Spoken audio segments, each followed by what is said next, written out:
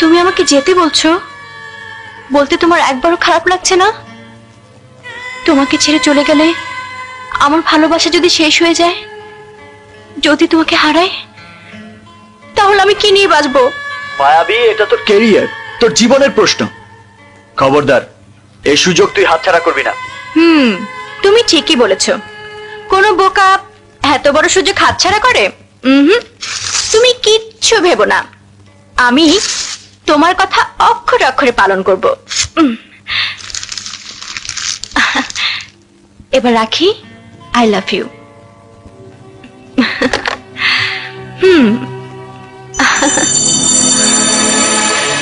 পৃথিবীর সব হাতছাড়া হয়ে যাক, শুধু তুমি না হও। তুমি শুধু আমার থেকো।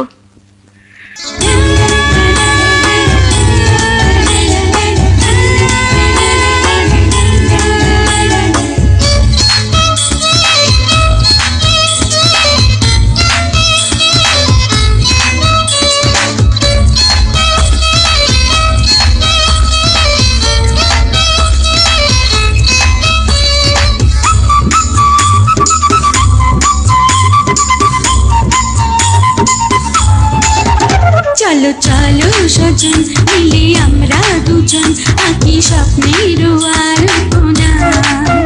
চলো চলো সজন মিলে আমরা দুজন আঁকি স্বপ্নের আলপনা। সাত রঙে রাঙিয়ে মনের আকাশ সাজাই ফুলের বিছানা। হোক না সে কল্পনা, হোক না সে কল্পনা। চলো চলো সজন মিলে আমরা দুজন আঁকি স্বপ্নের আলপনা।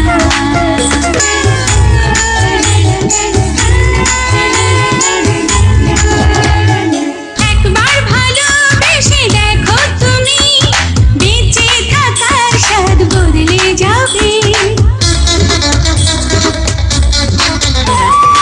একবার ভালোবেসে দেখো তুমি, বেঁচে থাকার স্বাদ বদলে যাবে। একবার বুকে ধরে রাখো যদি, সুখের সাগরে ডুবে যাবে। সাত রঙে রাঙিয়ে মনের আকাশ সাজাই ফুলের বিছানা। হোক না সে কল্পনা, হোক না সে কল্পনা। চলো চলো সজন মিলে আমরা দুজন আঁকি স্বপ্নের আলপনা। চলো চলো সজন মিলে আমরা দুজন আঁকি স্বপ্নের আলপনা। সাত রঙে রাঙিয়ে মনের আকাশ সাজাই ফুলের বিছানা। হোক না সে কল্পনা। আজ প্রায় 3 মাস কমিশনারে কত কইলাম, গাই মাখে না। এখন একটা নতুন করে পানির লাইন আনতে হইব, কিন্তু কষা পাতে অনেক টাকা পাবো কই? চান্দা তুলতে ভয় লাগে, যদি ওই সন্ত্রাসীরা আবার আমাকে গুতায়। গুতালে গুতা খাবি? হ্যাঁ, জনসেবা করবি আর তার খেসারত দিবি না? সব সন্ত্রাসী কোন এত দেশ ট্রাক মালিক সমিতির সেক্রেটারি কানু মোল্লা। কানু মোল্লা, কানু মোল্লা, কানু মোল্লা, এই নামটা শুনলে আমার মাথার ঠিক মাঝখানে আগুন জ্বলে। একজন অবৈধ ঠিকাদার, চোরা কারবারি, ট্রাক মালিক, যে ভাড়াটে সন্ত্রাসী দিয়ে মহল্লার বস্তিতে নানা রকম অসামাজিক কাজ করে, তাকে এখন পর্যন্ত দমন করতে পারলি না? তোরা কেমন সাহসী পুরুষ! আমি অনেক সহ্য করেছি, এবার কানু মোল্লাকে আমি সাইজ করব। আজ রাইতে বস্তিতে কানু মোল্লার মিটিং আছে, বস্তিবাসীকে সাপ্তাহিক মগজ ধুলাই হইব। ঠিক আছে, চল হাজি সাহেবের বাসায় যাই।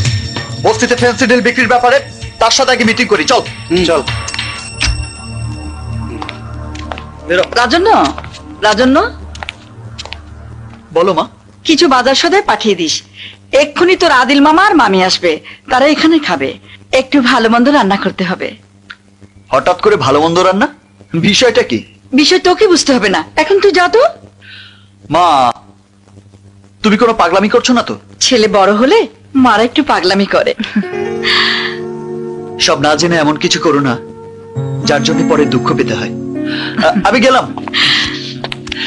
আসসালামু আলাইকুম মামা। আসসালামু আলাইকুম মামা। আসসালাম। কেমন আছো? আছি রে বাবা, মায়াবী ডাক্তার হয়ে বেরিয়েছে, এখন আমার আর কোনো টেনশন নেই। শুধু একটা স্বপ্ন আছে, সেই স্বপ্ন পূরণের চাবিকাঠি তোর মায়ের হাতে। এই শুরু করে দিলে বক বক। রিটায়ার করার পরে নতুন রোগে ধরেছে। তুই যা বাবা, যেখানে যাচ্ছিস যা। ওকে, খোদা হাফেজ। হ্যাঁ হ্যাঁ।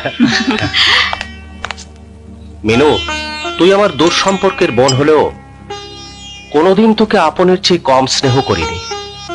রাজন্যকে নিজের ছেলের চেয়েও কম ভালোবাসা দেইনি। এখন এই বয়সে আমার একটাই স্বপ্ন, আমার মায়াবীকে তোর ঘরে পাঠিয়ে সম্পর্কটা আরো ঘনিষ্ঠ করি। আপা, মায়াবী আর রাজন্যকে মানাবে ভালো, ওরা সুখী হবে। আমার মেয়ে অন্যের ঘরে কেন যাবে? তুমি ওকে ছোটবেলা থেকে আদর যত্ন দিয়েছো, এখন ওকে ছেলের বউ করে নাও। ভাইজান, রাজন্যর তো বাবা নেই, তুমি তোর গার্জেন, তুমি যা বলবে তা কি করে ফেলবো? যদি আমি মায়াবী আর রাজন্যর হাবভাব দেখে বুঝতে পেরেছি ওরা একে অপরকে পছন্দ করে। আলহামদুলিল্লাহ, তাহলে মায়াবী আমেরিকা যাওয়ার আগেই একটা পাকাপাকি করে ফেলি, কি বলিস? সব আল্লাহর ইচ্ছা। দে। কি দেবো? আরে আরে এই চা কেন? মিষ্টি খোল, মিষ্টি মুখ করি। রাজন্য কি আসন ইলেকশন করতে চায় নাকি? ওর মনের ইচ্ছাটা কি? কথা কও না কে? রাজন্য ভাই নিজের খাইয়া মহল্লার মানুষের উপকার করে। বড় গো কথার মধ্যে কথা কস কেন? বেলাহাজ, এরপর থেকে রাজন্য গায়ে পইরা তোমাকে উপকার করতে আইলে কইবা হ্যাঁ থাকে বিল্ডিং আর এইটা হইছে মহল্লার বস্তি।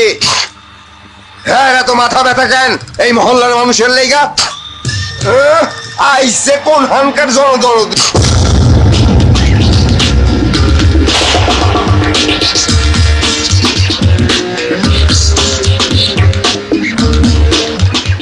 ওই কানু মোল্লা, বস্তিবাসীদের মগজ ধোলাই করছিস? যত যাই করিস না কেন, তোর অবৈধ ফেন্সিডিলের ব্যবসা আর মহল্লায় সন্ত্রাসী কর্মকাণ্ড আমি তোকে করতে দেব না। আমি কানু মোল্লা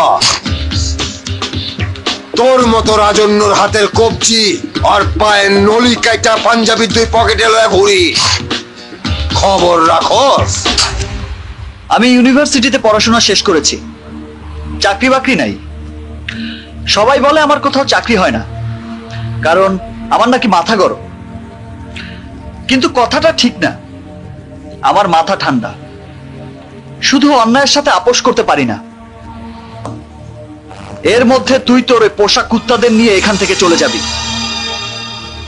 যদি না যাস তাহলে তোর মাথার ঠিক মাঝখানে আমি ক্রিকেট স্ট্যাম্প দিয়ে এমন বাড়ি দেব যে তোর মাথা ফেটে নারকেলের মতো দুই ভাগ হয়ে যাবে। আমি তোকে মাথায় আবার বাড়ি দেব, আমি আবার অ্যারেস্ট হব, তুই হাসপাতালে, আমার জামিন হবে, তুইও বাসায় আসবি, আমি তোকে আবার মাথা ফাটাবো। এবার যা। 1 3 5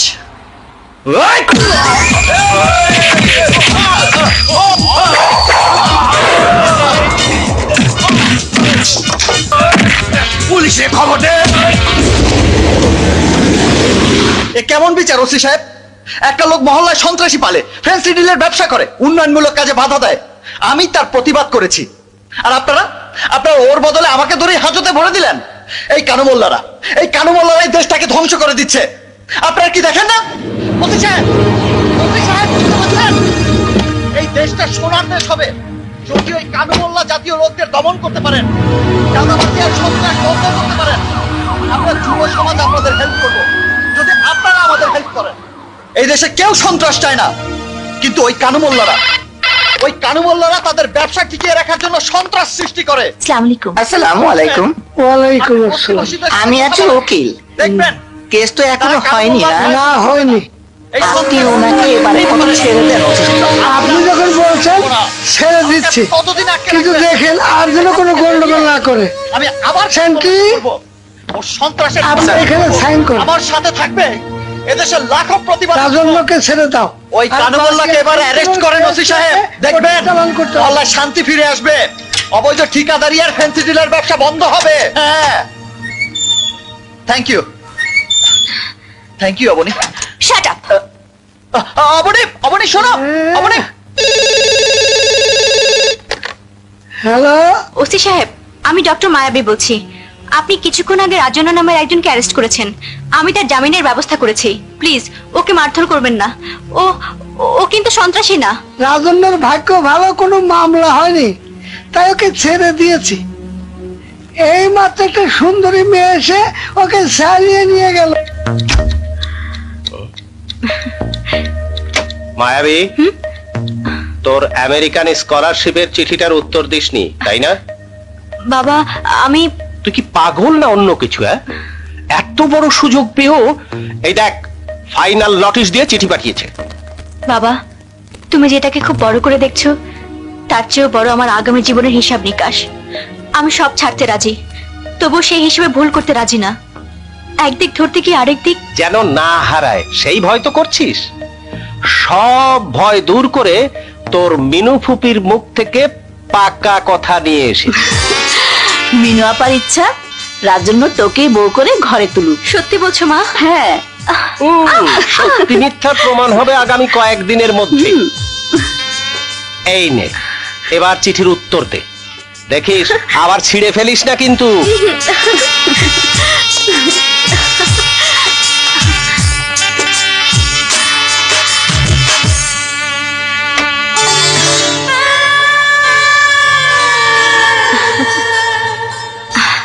কি পারবে না 6 মাস বউ রেখে থাকতে?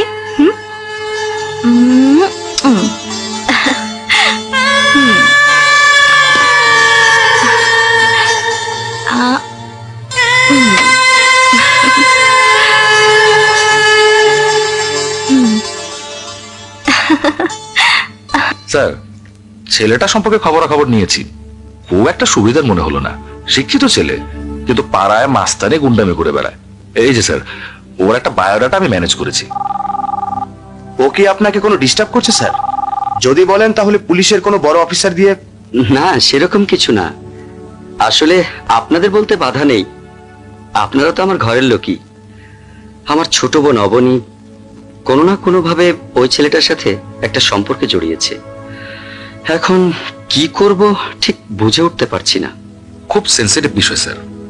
এখানে ছেলে মেয়ে কাউকে খেপানো যাবে না, হ্যান্ডেল করতে হবে কৌশলে। এ বিষয়ে আপনার যে কোনো হেল্প আমি আছি sir. Thank you. Any time sir. তোমার জীবনে আর কেউ কি আছে? আছে। আমি গত 3-4 বছর ধরে একজনকে ভালোবাসি। দেখতে দেখতে আমার হৃদয়ের শিরা উপশিরার সাথে জড়িয়ে গেছে ও। আমি ওকে খুব ভালোবাসি মায়াবী। ও ছাড়া আমি বাঁচব না। তুই আমাকে ক্ষমা করে দে মায়াবী। তোমরা কবে বিয়ে করবে? জানি না, কিচ্ছু জানি না। তোমার বিয়ের পরে আমি তোমাকে আর দেখতে পাবো না? কেন পারবি না? আমাকে যখন তোর দেখতে ইচ্ছে করবে বলবি, আমি দৌড়ে তোর কাছে চলে আসব। তোমাকে যে আমার দেখতেই হবে। এত বছরের অভ্যাস আমি হঠাৎ করে কিভাবে বদলে ফেলবো? হঠাৎ করে তোমাকে ভালোবাসা কি করে বন্ধ করব? তোমাকে ভালোবাসতে না পারলে যে আমার শ্বাস বন্ধ হয়ে যাবে, আমি মরে যাব। না না, আমি মরতে পারি না, আমাকে বেঁচে থাকতে হবে। কোনোদিন যদি আমাকে তোমার দরকার হয় তাহলে আমাকে দৌড়ে চলে আসতে হবে তোমার কাছে। তা না হলে যে আমার ভালোবাসা মিথ্যে হয়ে যাবে। মায়াবী, মায়াবী, তুই কাঁদছিস না কেন? কাঁদলে দুঃখের সৌন্দর্য নষ্ট হয়ে যায়। না মায়াবী, তোকে কাঁদতেই হবে। তুই না কাঁদলে যে আমার শাস্তি হবে না। একমাত্র তোর চোখের পানি পারে আমাকে অপমান করতে, আমাকে ঘৃণা করতে। আমাকে তুই অপমান কর মায়াবী, আমাকে তুই অপমান কর মায়াবী, আমাকে তুই ঘৃণা কর, আমাকে তুই ঘৃণা কর মায়াবী, আমাকে ঘৃণা কর।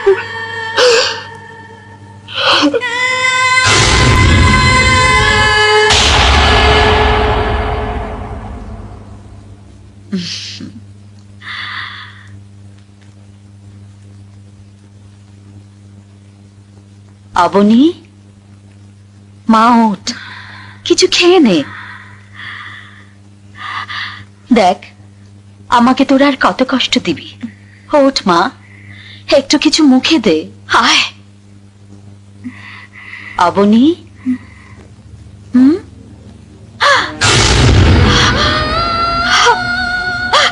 এ তোর কেমন প্রতিজ্ঞার খেলা? আর আমারই বা কোন পাপের শাস্তি? Aboni, Aboni please, please Aboni. মা, আমেরিকা থেকে ইমেল এসেছে, আমাকে পরশুই ফ্লাই করতে হবে। আমি আগে থেকে টিকিট কনফার্ম করে রেখেছি। মায়াবী, এসব কি হচ্ছে? একটা দমকা হাওয়া এসে সবকিছু এলোমেলো করে দিয়ে গেল। কে বলেছে সব এলোমেলো হয়েছে? সব ঠিকই তো আছে, যা হবার তাই হয়েছে মা।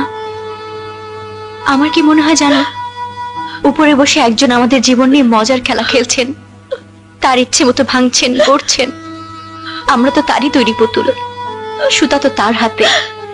কেন শুধু শুধু কেঁদে তাকে বিরক্ত করছো?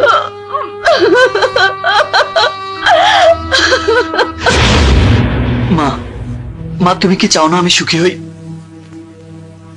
চাকরি বাকরি করে জীবনে অর্থনৈতিক সচ্ছলতা আনতে পারিনি, তোমাকে বিলাসবহুল আয়েসে জীবন দিতে পারিনি, তাই বলে নিজের ভালোবাসাকে জয় করে সুখের ঘরটাও বাঁধতে মানা? আমি আদিল ভাইকে কথা দিয়েছি।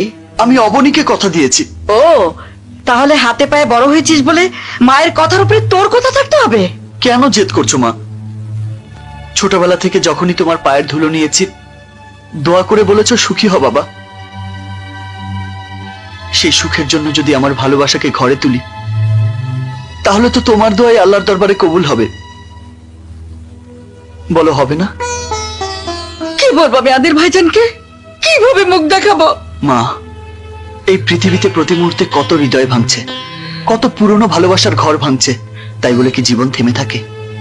মায়াবী সারা জীবন আমার ভালো বন্ধু ছিল এবং থাকবে। আমি কিন্তু মায়াবীর সাথে কোনো প্রতারণা করিনি, কারণ আমি ওকে কোনোদিন ঘর বাঁধার স্বপ্ন দেখাইনি।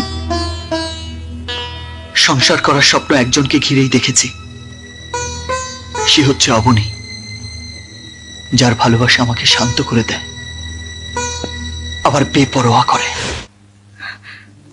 আমি চলে যাচ্ছি, 11টার ফ্লাইট। জানি, মা বলেছেন। এয়ারপোর্টে আসবে না আমাকে বিদায় দিতে? কোন অধিকারে তোর সামনে গিয়ে দাঁড়াবো? অধিকার মানুষই মানুষকে দেয়, আবার ছিনিয়েও নেয়। তোমার উপর আমার অধিকার তুমি নিষিদ্ধ করেছ, কিন্তু আমার উপর তোমার অধিকার আমরণ থাকবে। অন্তত ছোটবেলার বন্ধুত্বের অধিকার নিয়ে এসো। আসবো মায়াবী, আমি অবশ্যই আসবো। শুধু তোর ফোনের অপেক্ষায় ছিলাম। আমাকে একটা জিনিস দেবে? সর্বহারা মানুষের আবার দেবার মতো কি আছে? তুমি আসার সময় আমার জন্য একটা বড় লাল গোলাপ নিয়ে এসো, আমি সাথে করে নিয়ে যাব। বিদেশের একাকী জীবনে ওই গোলাপটাই হবে আমার সবচেয়ে আপন সাথী, আমার ভালোবাসার লাল গোলাপ। আমি তোকে খুব মিস করবো মায়াবী, ভীষণ মিস করবো।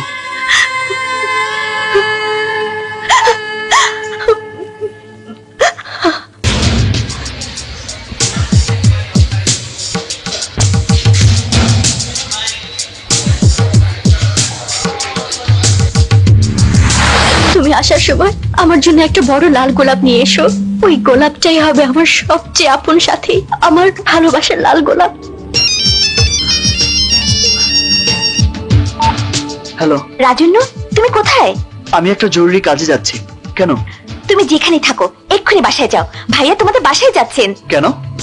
আরো অপমান করতে? দেখো অবনী, তোমার ভাই। রাজন্য, জেদ করো না, ভাইয়ার মা সব মেনে নিয়েছেন। ভাইয়া বিয়ের প্রস্তাব নিয়ে তোমার মায়ের সাথে কথা বলতে যাচ্ছেন। সত্যি বলছো অবনী? আমি তোমার সাথে কখনো মিথ্যে বলেছি জান? প্লিজ এক্ষুনি যাও, ভাইয়া যদি তোমাকে গিয়ে না পায়। কিন্তু আমি যে এখন। তোমার যত কাজই থাকুক, প্লিজ বাসায় ফিরে যাও। প্লিজ রাজন্য, আমাদের স্বপ্ন সফল হতে যাচ্ছে, এই স্বপ্ন কোনোভাবেই নষ্ট করো না জান। আমি তোমাকে 1 ঘন্টা পরে আবার ফোন দিচ্ছি। খুদা হাফেজ।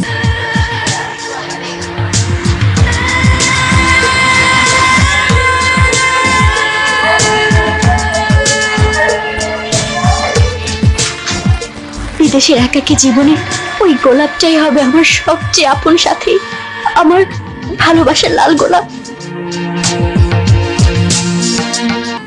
এয়ারপোর্টে আসবে না আমাকে বিদায় দিতে?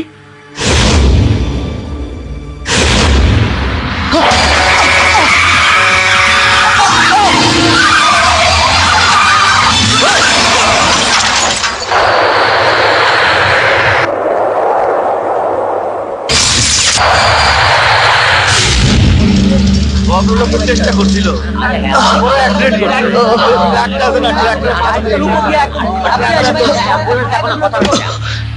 মনে হয় বাইশে আছে।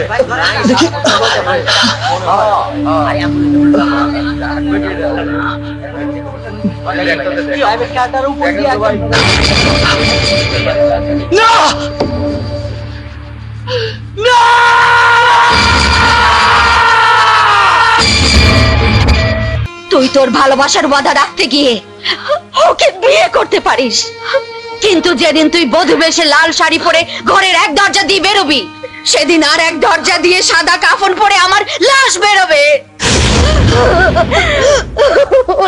ভেবে দেখ কি করবি।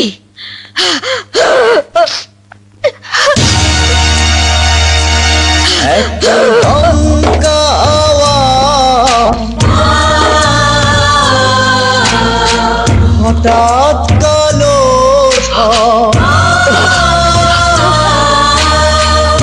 ভেঙে দিয়ে চলে যায় সাজানো বাসরে দেয় সব প্রেম সবানা নীরবে ঠুকরে কাঁদে।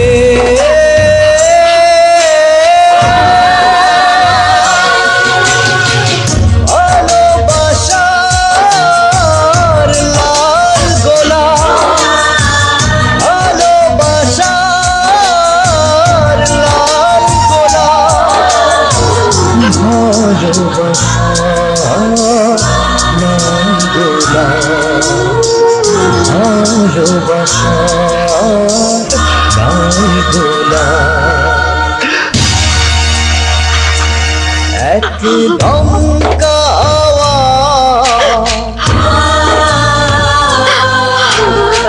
হঠাৎ কালো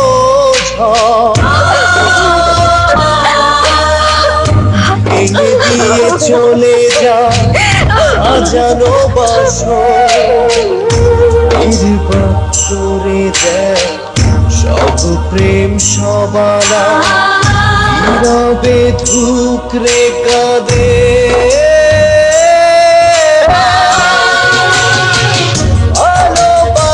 ভালোবাসার লাল গোলাপ। আপনাদের ঘুমের টাইম হয়ে গেছে আর আপনারা দাঁত বের করে হাসছেন। ডাক্তার কি কইছে হাসলে নাকি রোগ ভালো হয়ে যায়? ডাক্তার দেখি চিকিৎসায় তো আমি ওষুধ দ্বারা অর্ধেক ভালো হয়ে গেছি।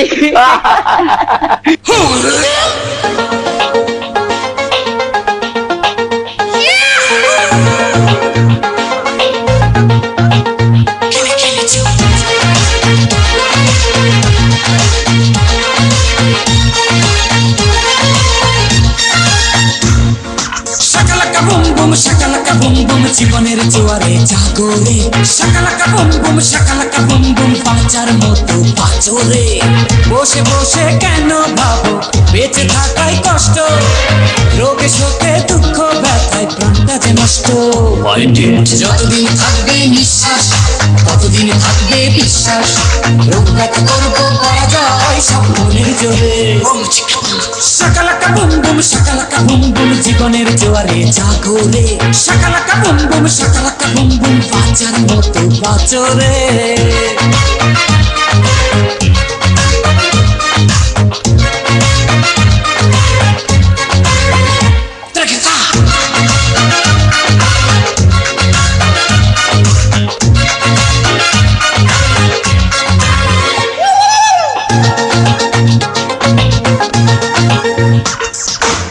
কারো আছে আলসার বাঁচার আশায় ছাড় ধার, কারো আছে ক্যান্সার হায় রে হাল ছেড়ো না বন্ধুজন, আল্লাহ করবেন মুক্তিদান, সব রোগেরই সমাধান ভাই রে। যতদিন থাকবে নিঃশ্বাস ততদিন থাকবে বিশ্বাস, রোগ ব্যথা করব পরাজয় সব মনের জোরে। শাকালাকা বুম বুম শাকালাকা বুম বুম জীবনের জোয়ারে জাগো রে, শাকালাকা বুম বুম শাকালাকা বুম বুম বাঁচার মতো বাঁচো রে।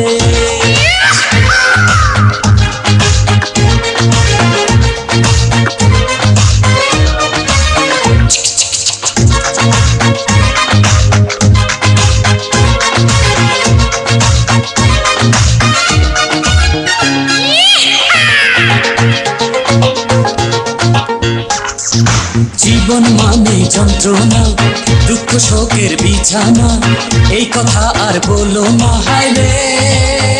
মাইন্ডেড মন খুলে যে হাসে না, বেশি দিন সে বাঁচে না, এই কথাটি ভুলো না ভাই রে।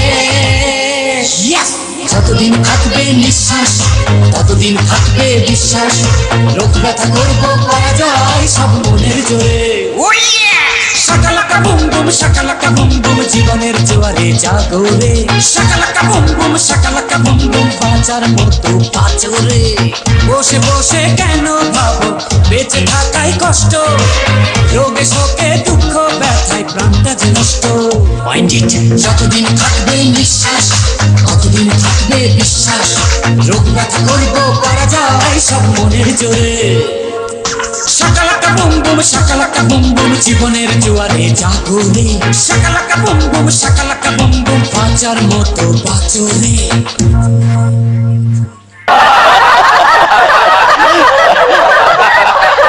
আচ্ছা বলুন তো, যার অনেক জমি আছে তাকে জমিদার বলে, আর যার পাহাড় আছে তাকে কি বলে? তাকে সবাই বলে পাহারাদার।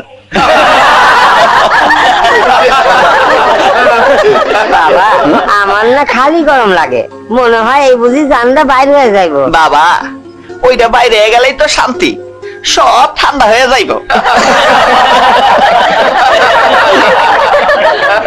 আপনি যান, আমি এক্ষুনি আসছি।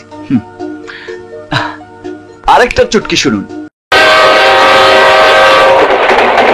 আমি তো শুরু থেকে কেসটার পেছনে জোকের মতো লিখেছিলাম, শাস্তি হয়েছিল 3 মাস, কিন্তু কারা কর্তৃপক্ষ রাজন্যর ব্যবহার এবং কার্যকলাপে সন্তুষ্ট হয়ে 1.5 মাসের মাথায় ছেড়ে দিচ্ছে। আজই রাজন্য মুক্তি পাবে, আপনি তাড়াতাড়ি তৈরি হয়ে নিন। আলহামদুলিল্লাহ, আপনি একটু বসুন। আর বলছিলাম কি, কিছু খরচাপাতি। ও হ্যাঁ হ্যাঁ, আমি আসছি। জানি না কোন ভুলে কোন বাদশে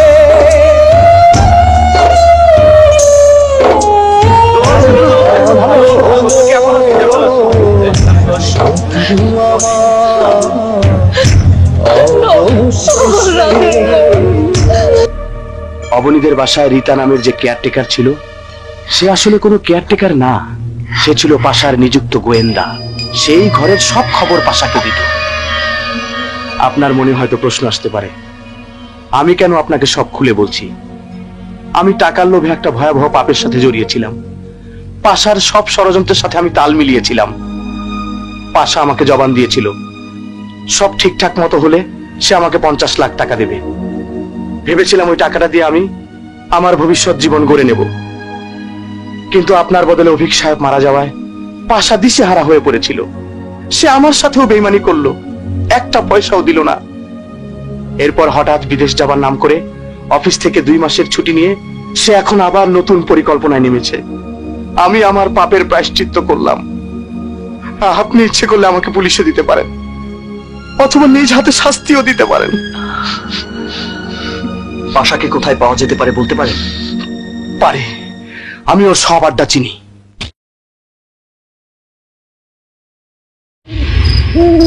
এই পথ দিয়ে রাত বিরাতে মদ খেয়ে পাশা ফেরে, প্রায়ই সাথে থাকে কানু মোল্লা আর ট্রাক ড্রাইভার আমিরা।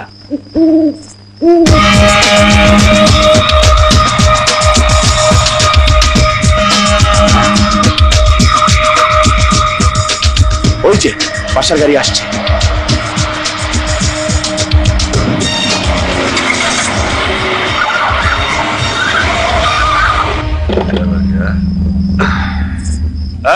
এই এই আমার গাড়ি আটকায় কে? বেরিয়ে আয়, তোকে একবার দেখি আয়।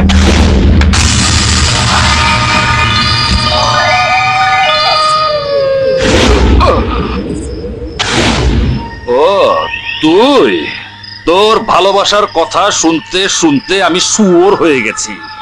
একবার তুই জানে বেঁচে গেছিস, এবার তো তুই শুয়োরের মুখে পড়েছিস।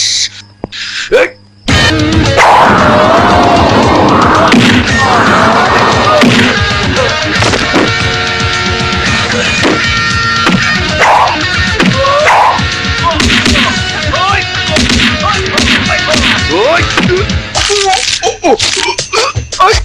তুই আমার ভালোবাসা গলা টিপে হত্যা করেছিস, তুই আমাকে জেল খাটিয়েছিস। তোর জন্য অবনীর ভাই মারা গেছে। তুই আমার জীবনটাকে এলোমেলো করে দিয়েছিস।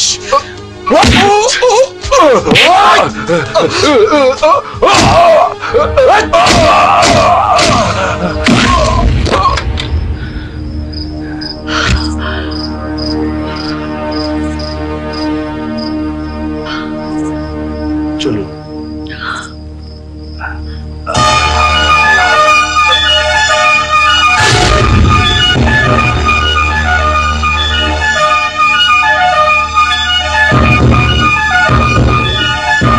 বেঈমান হায়দার!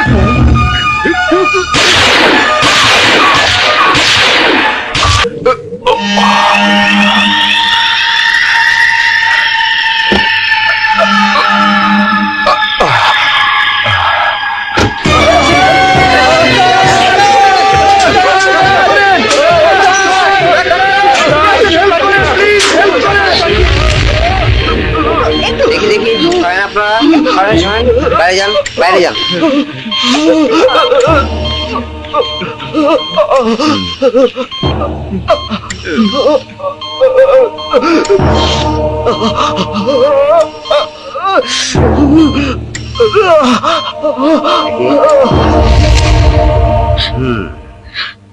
তিন দিন না গেলে আমরা কিছুই বলতে পারবো না। মাথায় অতিরিক্ত আঘাতের কারণে তার ব্রেন কনফিউশন হয়েছে, যার কারণে প্রোগ্রেসিভ ডিফিউজ ইন্ট্রাসেরিব্রাল হেমোরেজ হচ্ছে, ইন্ট্রাক্রেনিয়াল প্রেসার বেড়ে যাচ্ছে। রোগী আদৌ বাঁচবে কিনা তাও আমরা শিওর না।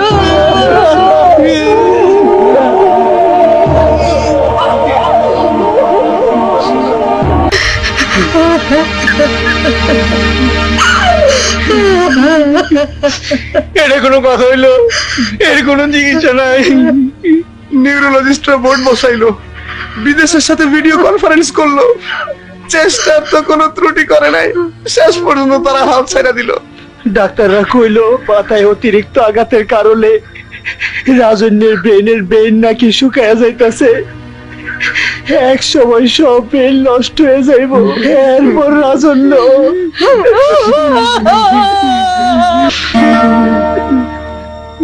তোদের কি ধারণা আমি কানে কম শুনি, রাজন্য চোখে কম দেখি?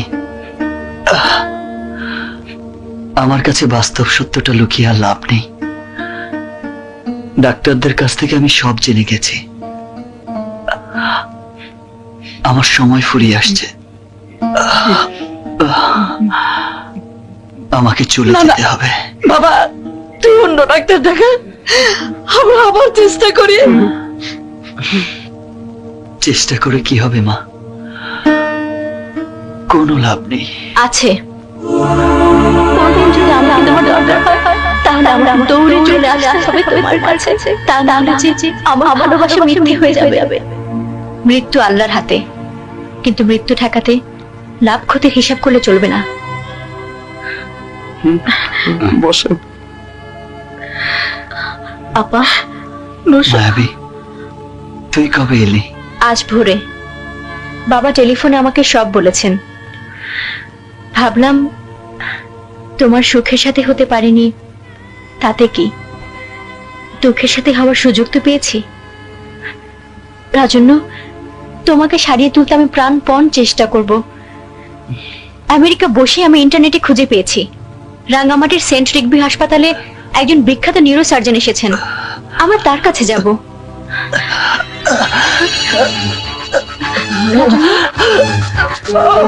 রাজন্য, রাজন্য,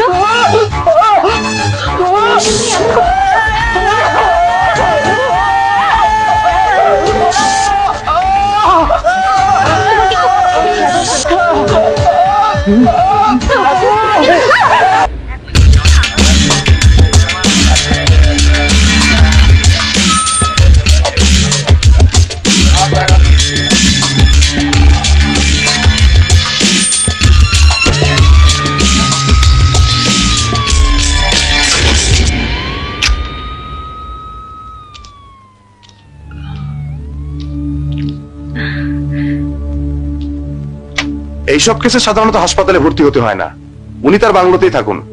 আমরা চেষ্টা করে দেখি কতটা কি করতে পারি। Thank you doctor. You welcome doctor Mayabi. By the way, আপনি দেখতে হুবহু আমাদের ডাক্তার রিকির মতো। তাই নাকি? হ্যাঁ, আমি তো প্রথমে বুঝতেই পারিনি। যাও, খোদা হাফেজ। খোদা হাফেজ। 3 নম্বর বেডের যে পেশেন্ট আছে ওর চিকিৎসা হচ্ছে তো?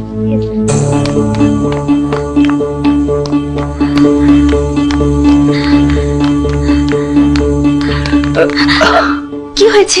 তোমার নাক দিয়ে নাকি রক্ত পড়ছিল? পলদা বলেছে, তাই না? উফ, এই বুড়োটাকে নিয়ে কি যে করি। আরে বাবা, তেমন কিছু না, শরীরটা একটু খারাপ লাগছিল, তাই হেপাটোলজিস্ট ডাক্তার সাইমন বড়ুয়াকে দেখালাম। কাল সকালে একটা লিভার বায়োপসি করতে হবে। চলো। বায়োপসি কেন? তুমি কি আমার কাছে কিছু লুকোচ্ছ? কি যে বলো। শোনো, আমার লিভারে আগেও একটু সমস্যা ছিল, এগুলো কোনো বড় ব্যাপার নয়। তুমি শুধু শুধু টেনশন করছো। হ্যালো, হ্যালো বাবা। হ্যাঁ বাবা, আমি ডাক্তারের সাথে আলাপ করেছি। না না, ডাক্তার তেমন কিছু বলেননি।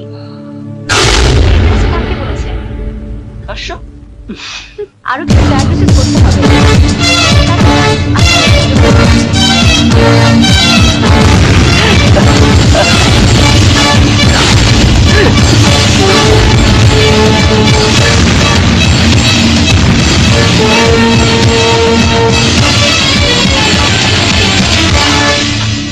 অবনী এখানে, ওর সাথে উনি কে?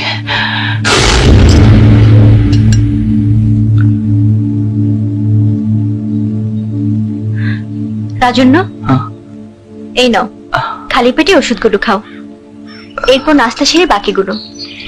আমি নাস্তা নিয়ে আসছি। মায়াবী, তুই আমাকে করুণা করছিস, তাই না? করুণা না, মায়া। ভালোবাসা যখন অতল সাগরে ডুবে যায়, তখন সেখান থেকে মায়া ভেসে ওঠে। ওষুধগুলো খেয়ে নাও।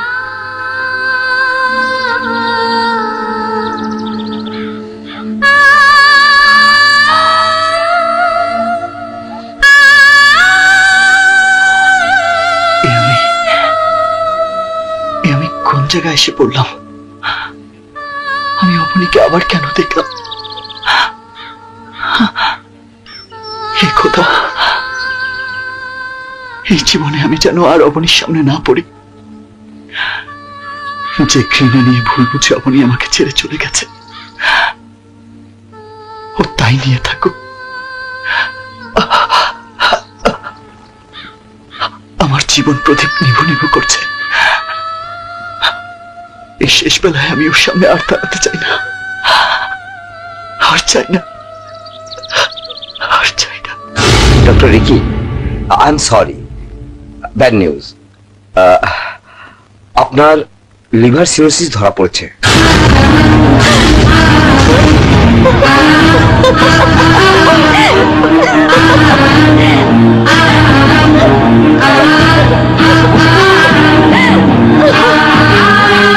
আমার মনে হয় অতিরিক্ত মদ্যপানের কারণে আপনার লিভার নষ্ট হয়ে গেছে। দেখেছো মা, দেখেছো নিয়তির কি জমজমাট খেলা। যখনই স্বপ্ন দেখা শুরু করি, তখনই কে যেন আমার স্বপ্নের বাগানে বিষাক্ত সাপ ছেড়ে দেয়। আমাকে সেই সাপ তাড়া করে, ছোবলে ছোবলে সেই সাপ আমাকে ঝাঁঝরা করে দেয়, ঝাঁঝরা করে দেয়। কাঁদবেন না শ্রাবণী, এই রোগ থেকে রক্ষা পাওয়া যায়। চিকিৎসা এখন অনেক উন্নত হয়েছে। লিভার খুব ছোট্ট একটা জিনিস, কিন্তু জটিলের কার্যকলাপ। এর ট্রান্সপ্লান্ট করলেই ডক্টর রিকি সুস্থ হয়ে উঠবেন। অন্য যে কোনো একটি সুস্থ লিভার যদি তার শরীরে বসিয়ে দেওয়া যায়, তাহলে উনি আগের জীবনে ফিরে যেতে পারবেন।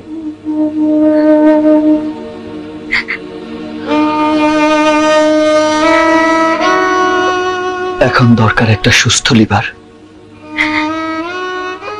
যদি কেউ তার মৃত্যুর পরে স্বেচ্ছায় লিভার দান করে যান, তাহলেই আমি বেঁচে যাব। কিন্তু কে সেই মহামানব যে আমাকে নতুন জীবন দান করবে?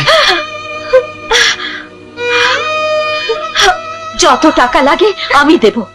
1 কোটি, 2 কোটি, 5 কোটি, যত লাগে। ডক্টর সাইমন, আপনি পেপারে, টিভিতে, ইন্টারনেটে বিজ্ঞাপন দিন। রিকিকে সুস্থ করতেই হবে, সুস্থ করতেই হবে।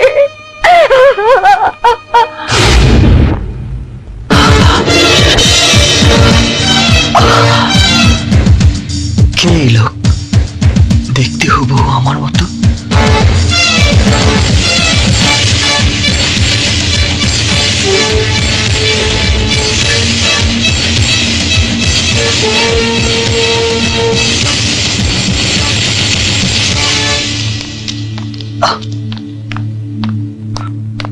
Sister,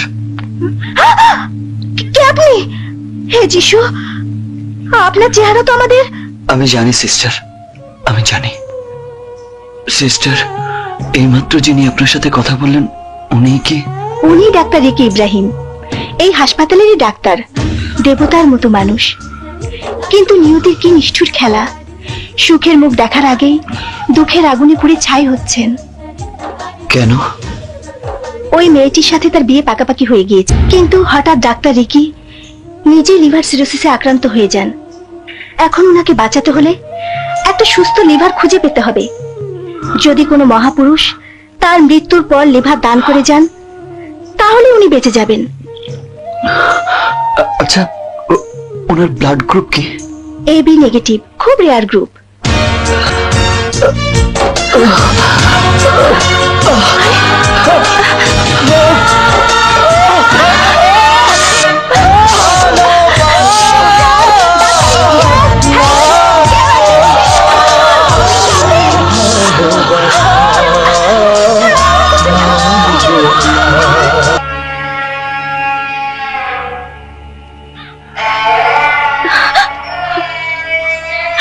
I'm sorry.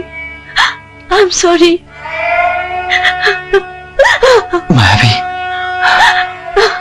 আজ ডাক্তারদের বোর্ড বসেছিল, তারা কিছুই করতে পারছে না।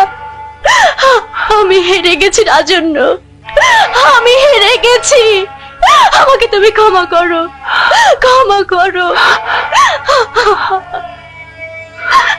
না মায়াবী, কাঁদিস না, কাঁদিস না। আমি জানি আমার দিন শেষ হয়ে আসছে। তুই আমাকে একটা কথা দে মায়াবী, আমি মৃত্যুর আগে যা করার ওয়াদা করব, আমার মৃত্যুর পর তুই তা পালন করবি। কি করবে তুমি? খুব সামান্য একটা কাজ। এই পৃথিবীর ভালোবাসার রঙ্গমঞ্চে যত দেবতা পুরুষ ভালোবাসার জন্য নিজেদের বিলিয়ে দিয়েছেন, তার তুলনায় খুবই নগণ্য একটা কাজ। আমি আমি ভালোবাসার ঋণ থেকে মুক্তি চাই, ভালোবাসার ঋণ থেকে মুক্তি চাই, আমি মুক্তি চাই।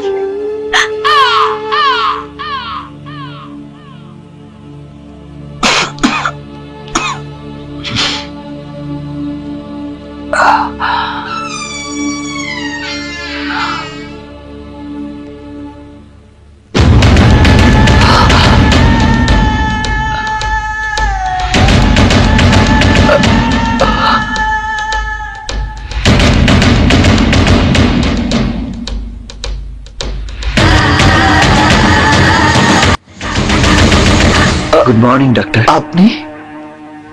আমি রাজন্য, আপনার হাসপাতালের একজন রোগী। আপনি আর আমি তো দেখতে একই রকম। বিধাতার এই কেমন রং তামাশা। রং তামাশা না, রহস্য। গল্প বা নাটকের মতো আমরা যমজ ভাই না। ছোটবেলায় হারিয়ে গিয়ে ভিন্নও হইনি। প্রকৃতির এক অদ্ভুত খেয়ালে আমাদের দুজনের চেহারা একই রকম। আমরা সবাই প্রকৃতির অজানা রহস্যের জালে আটকা পড়ে আছি। এই জাল ছেঁড়া যায়, কিন্তু বের হওয়া যায় না। বসুন না। শুনলাম আপনার লিভার সিরোসিস হয়েছে। হ্যাঁ, একটা সুস্থ লিভার পেলেই আপনি বেঁচে যাবেন। কিন্তু কে দেবে আমাকে লিভার? আমি দেব। ডক্টর রিকি, আমি মৃত্যু পথযাত্রী, তাই আমি আমার লিভার আপনাকে দান করে দিয়ে যেতে চাই। কিন্তু কেন? মানে দান করে দিয়ে যেতে আপনাকে কত টাকা দিতে হবে?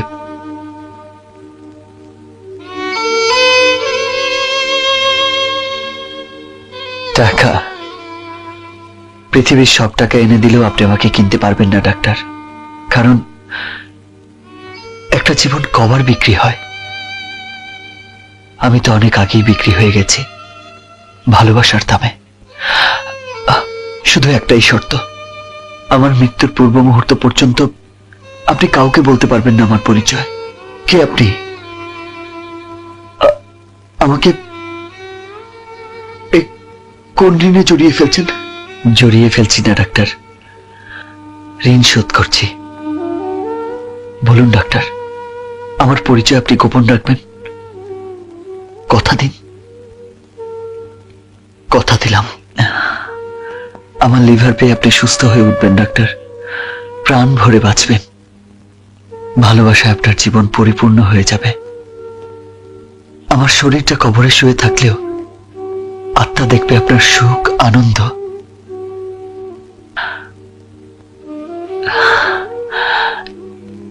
এর চেয়ে বড় মূল্য আপনি আমাকে আর কি দিতে পারবেন ডাক্তার? কত টাকার বিনিময়ে এই শান্তি আপনি আমাকে এনে দিতে পারবেন? এই পৃথিবীতে আমার মতো আর কটা ভাগ্যবান লোক আছে যে মৃত্যুর পরও বেঁচে থাকবে? অনেক অনেক যুগ বেঁচে থাকবে।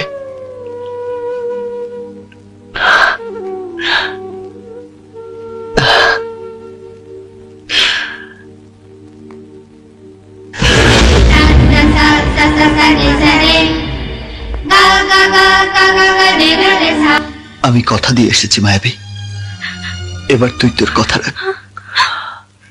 তুই বলেছিলি আমার মৃত্যুর পরে তুই আমার ওয়াদা পালন করবি। করবি না? তুমি আমাকে কোন পরীক্ষায় ফেলেছো রাজন্য? সারা জীবন তোমাকে ভালোবেসে আর কত পরীক্ষা আমাকে দিতে হবে? আমি যে তোমার কোনো কথা কোনোদিন ফেলতে পারিনি। একে আবার ভালোবাসার শাস্তি নাকি পুরস্কার?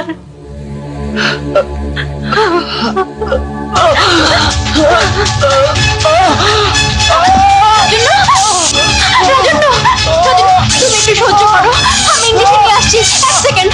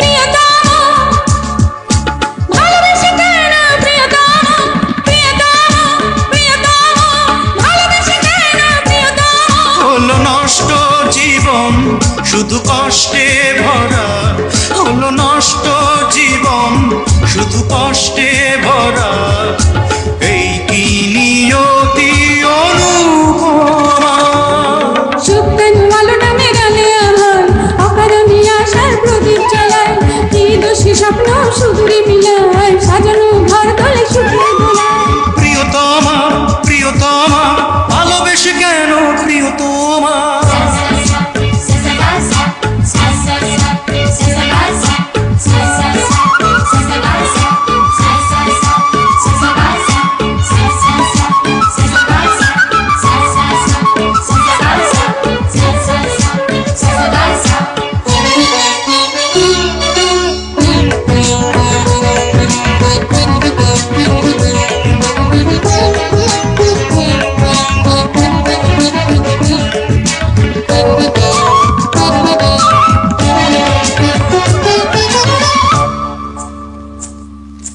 রেখেছি অন্তরে মনের গভীরে বেসেছি ভালো যারে হায় রে হায় হারে কত না দূরে ঠেলেছি সুদূরে হারালাম কেন তারে হায় রে হায় হায় রে বড় প্রেম শুধু কাছে টানে না দূরে সরিয়ে এসে দেয় যে যাতনা কর শূন্য জীবন আর ধন্য মরণ এই কি নিয়তি অনুপমা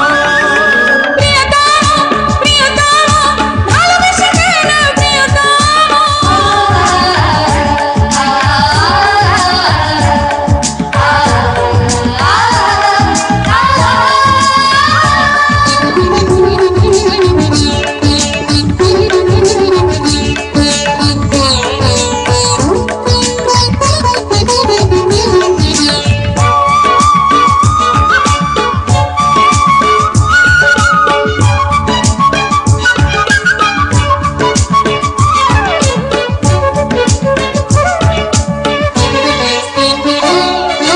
বুকের ভিতরে বিরহের সেতারে কেন যে সুর বাজে রে হায় রে হায় হায় রে সেই সুরে আছাড়ে আমাকে কাঁদায় রে সারাটি দিন রাত ধরে হায় রে হায় হায় রে বড় প্রেম শুধু কাছেই টানে না দূরে সরিয়ে এসে দেয় যে যাতনা কর শূন্য জীবন আর ধন্য মরণ এই কি নিয়তি অনুপমা ভালোবেসে কেন ভালোবেসে কেন হলো নষ্ট জীবন শুধু কষ্টে ভরা হলো নষ্ট জীবন শুধু কষ্টে ভরা এই কি নিয়তি অনুপমা রাজন্য রাজন্য ইঞ্জেকশন আর ইঞ্জেকশন দিতে হবে না, আমার সময় ফুরিয়ে গেছে। তুই আমাকে ক্ষমা করে দিস। আমি তোর ভালোবাসাকে শ্রদ্ধা করেছি, কিন্তু কোনোদিনই গ্রহণ করতে পারিনি। কিন্তু যাকে ভালোবেসেছি তাকে বিনা দোষে হারিয়েছি। তবু মৃত্যুর আগে এই আমার শান্তি। অবনীর নতুন ভালোবাসাকে নতুন করে জীবন দিতে পারছি। আমার মৃত্যুর পরে আমার লিভার পেয়ে যদি ডাক্তার রেখে বেঁচে যায়, তাহলে অবনীর সুখ বাঁচবে। এর চেয়ে বড় পাওয়া আমার জন্য আর কি হতে পারে বল? রাজন্য একটু অপেক্ষা করো, আমি অ্যাম্বুলেন্স কল করছি। তুমি আমাকে ছেড়ে এত তাড়াতাড়ি যেতে পারো না, যেতে পারো না। আমি তোমাকে যেতে দেবো না, যেতে দেবো না।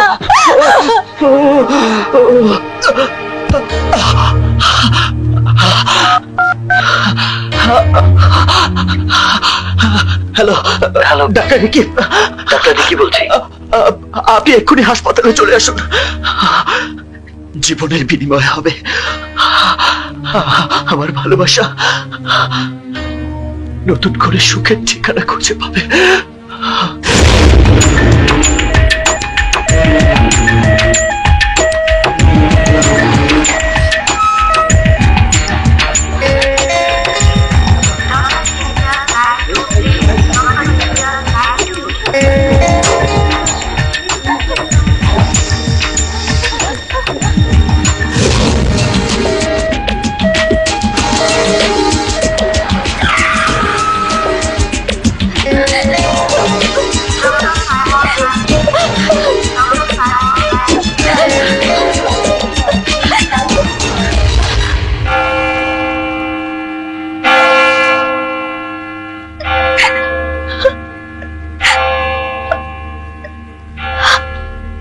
ডক্টর মায়াবী, আমি অপারেশন থিয়েটারে যাচ্ছি।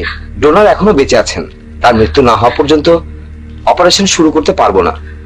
তবে মনে হচ্ছে কিছুক্ষণের মধ্যেই।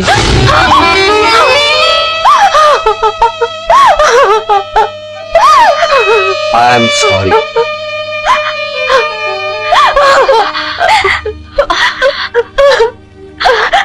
কাঁদিস নে মা, বিপদে চোখের পানি মূল্যহীন। খোদার কাছে হাত তুলে দোয়া চাওয়া ছাড়া আমাদের আর কি বা করার আছে। আমি পাশের রুমে নামাজ পড়ছি, তুই এখানেই থাকিস। অবনী, অবনী, আপনি কি অবনী আফরোজ? জি। আপনার পরিচয়? আমি একজন ভাগ্যহীন মানুষের অসহায় বন্ধু। ভাগ্যের কাছে আমরা সবাই অসহায়।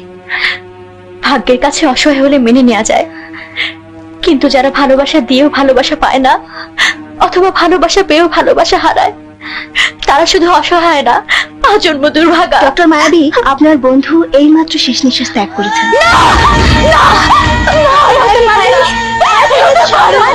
আমি ওর কাছে যাবো। আমাকে যেতে দাও, আমাকে যেতে দাও, ছাড়ো আমাকে।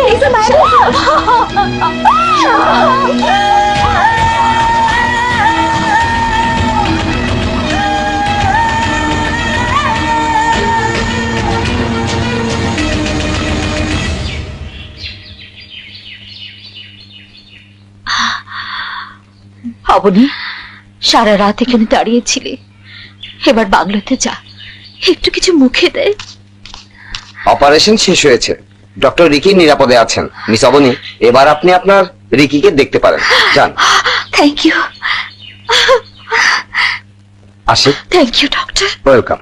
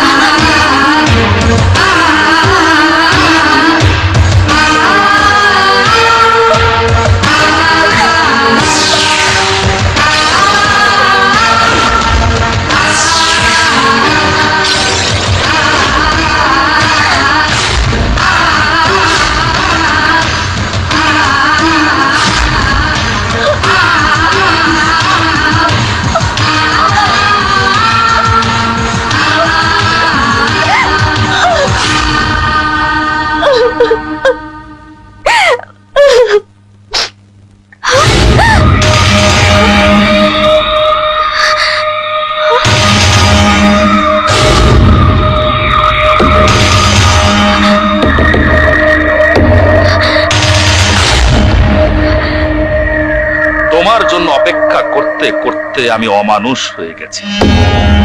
রাজন্যকে ট্রাক চাপা দিয়ে মারতে গিয়ে তোমার ভাই মারা গেছে। অবশ্য এ ব্যাপারে আমার কোনো আক্ষেপ নেই। আমার আছে খুব। আফরোজ কর্পোরেশনের সমস্ত সম্পত্তি আসবে আমার দখলে, আর তার চাবি তোমার হাতে। চলো আমার সাথে।